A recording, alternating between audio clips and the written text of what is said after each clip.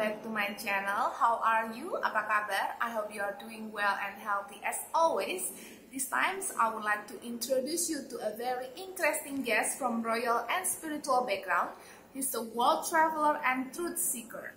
On his journeys, he's also visited Indonesia on 3 occasions. He's the seeker of spiritual knowledge. He was learning from Yoga and Sufi gurus and Qigong masters. He's the healer, teacher, author of 3 books, writer, poet, spiritual master, guru, and personal coach. Mr. Julius Maximus, also known as Guru Raya. Dear Guru, welcome to my channel.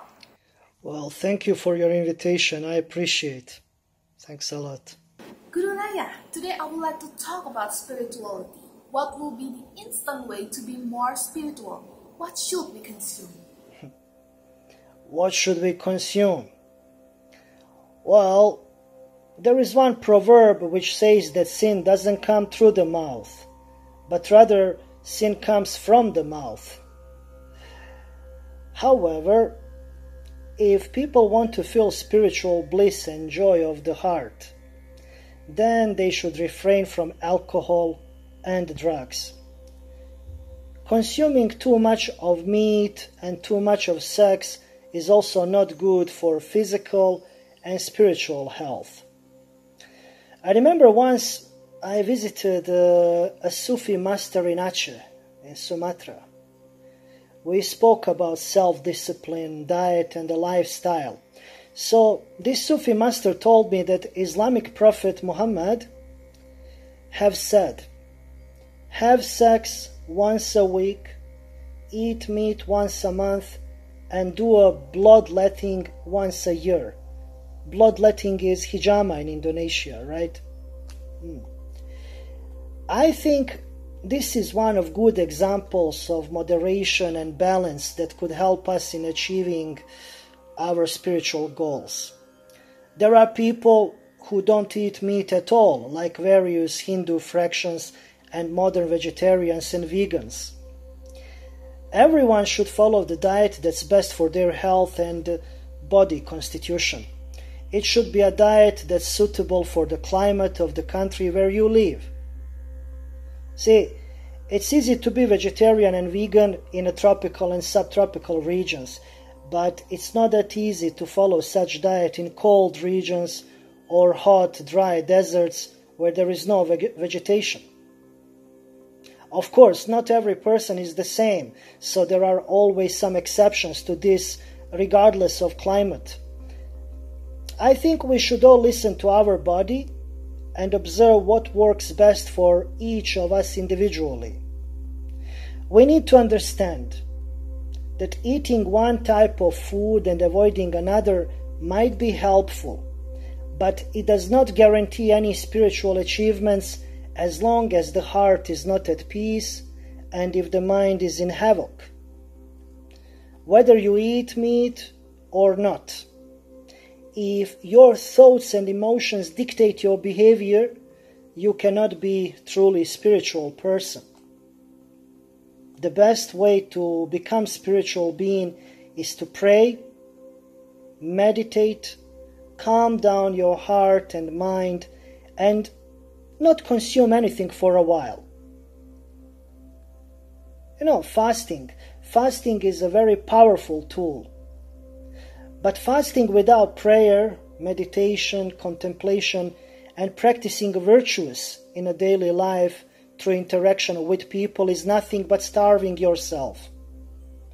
So when we fast, we should know the purpose of fasting is not starving, but growing. So, if we combine fasting with meditation, prayer, and practicing high moral, good behavior, and kindness in interaction with other people, we can be spiritually growing? That's right. That's right. You summarized it well. How about solitude? Would our spiritual growth be faster if we isolate ourselves from the world? Yes and no. It depends on specific situation and nature of each individual. See, it's not for everyone to sit alone in a jungle like a Buddha did. We need to understand that even Buddha didn't spend much of the time alone.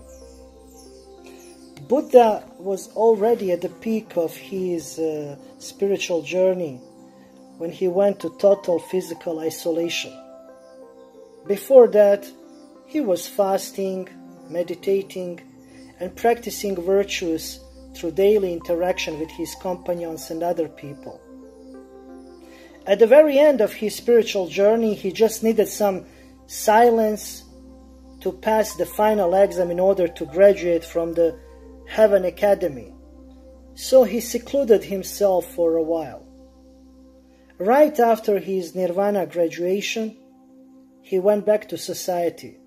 Similar thing happened to Muhammad, who was a merchant and a family man. He withdrew himself to the cave in the mountains where he received the first revelation from God. Prior to that, he lived a moral and virtuous life throughout his daily interactions with family, friends, and the whole society. Moses and Jesus also spent some time in isolation, just like Muhammad did. They also revealed themselves as spiritual leaders to their communities after their isolation, occultation. We need to understand that solitude comes at the end of spiritual journey. It's more like a graduation ceremony, after which enlightened person returns to society, and then the real work begins, which is a mission of transformation within humankind. It's important to live pure and righteous life, and if it's meant to be to go into solitude, well, you will know that when the time comes. You will know it. There are such people among us who are very pure and highly spiritual, and if they pray for something, their prayers are answered. When you meet them on the street, you don't know who they are because they look ordinary. They usually don't stand out from the crowd. These people help poor and weak. They feed the hungry. They assist the elderly. They are kind to humans and animals, respectively. When these people speak, they tell the truth because they live in the realm of truth. These kind of people live in the realm of truth. We cannot be selfish. We definitely cannot be selfish and spiritual at the same time. It's impossible. Only those who love all creatures and creation can encounter Creator. We have some methods to achieve this. There are some special techniques and practices we can use to generate sweet, universal love within ourselves. I was teaching my disciples these techniques, and some of them truly managed to enter the energy field of universal love. This pure love for Creator and His creation is the only instant way to become more spiritual. Thank you, Guru, for your outstanding explanation. What about cult? Why people believe? Well, see, the truth, the universe, existential reality, Creator, God, is like an endless ocean. Now, imagine a person embarking on a journey trying to explore this endless ocean without a vessel, without any navigational instruments, without life jacket, or without a guide or a companion. Can I ask you something?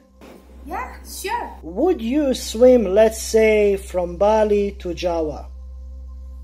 I don't think I would ever do that. Okay, let's say in the future you become a good swimmer. Would you still consider to swim from Bali to Java alone or without a life jacket? Of course not. See, From Bali to Java is a very short distance, but still, you would rather wait for a ferry, right? Likewise, cults, religions, religious beliefs, traditions, etiquette, and all other cultural and social systems of conduct are like vessels which can safely ferry people to another side. In Bible and Quran, we have very strong symbolics regarding this vessel of salvation in the stories about Prophet Noah and Noah's Ark. It's very dangerous to wander through the endless ocean without vessel and compass, because person can easily get lost and drown in the ocean depths. The vessel and compass are some basic moral principles, belief system, rules, rituals, and code of conduct. Every belief system has an universal message hidden in its teaching, and only truly spiritual masters have subtle understanding and ability to decode these messages and guide the people properly until they achieve their own enlightenment and spiritual liberation, or at least until they achieve moral excellence. This also answers the question why people believe.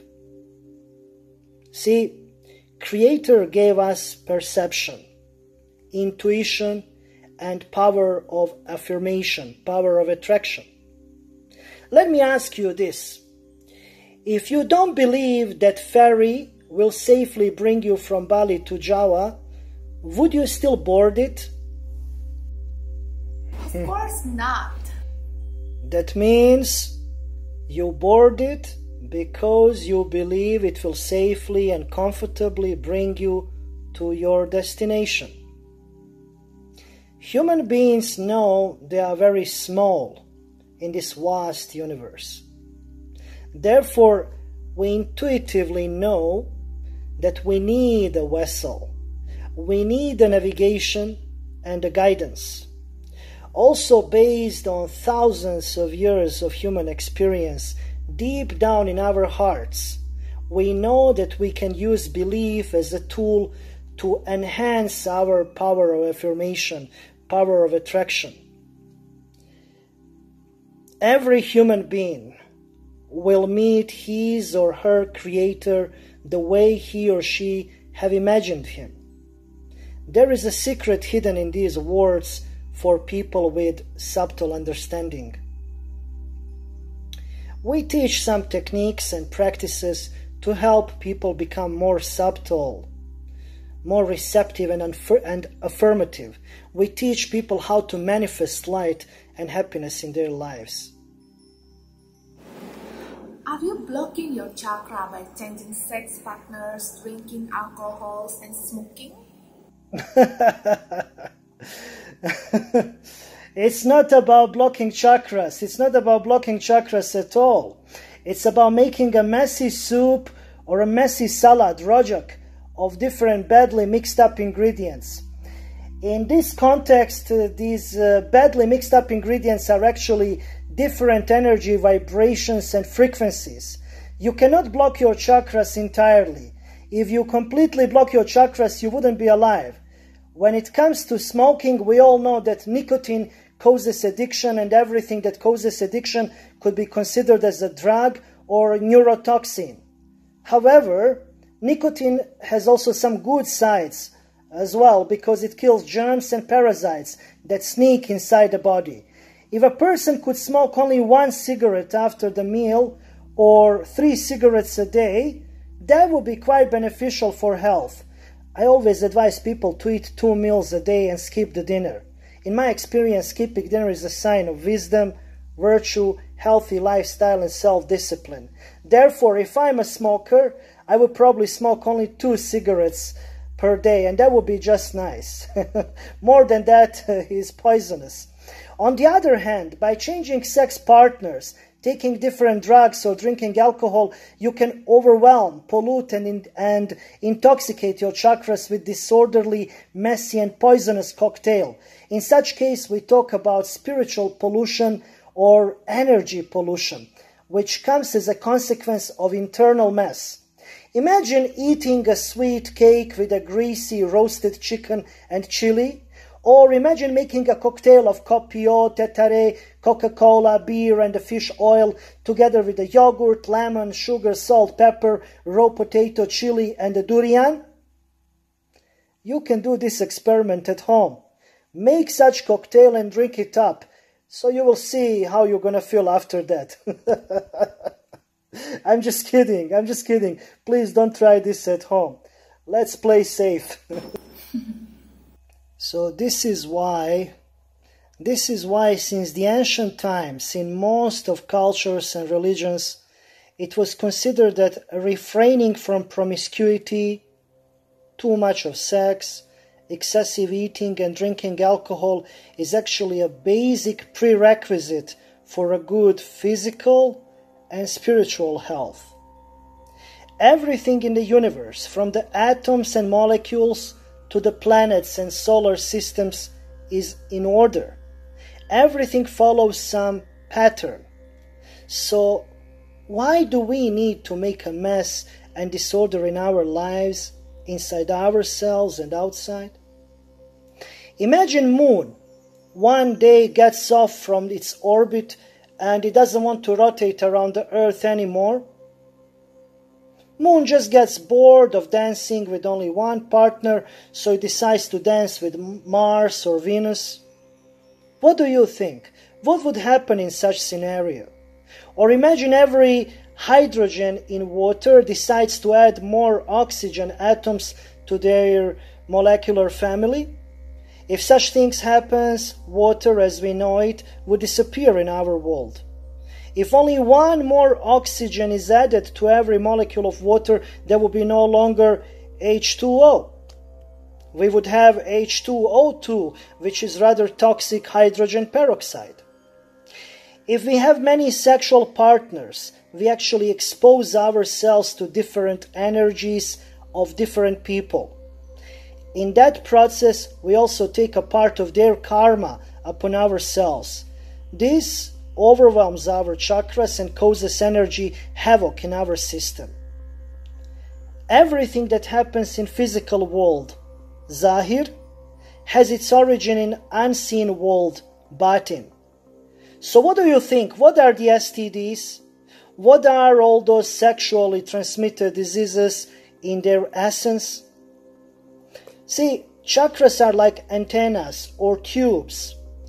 They are energy receptors, receivers. They also function as energy filters and are involved in organized energy distribution throughout the body and soul.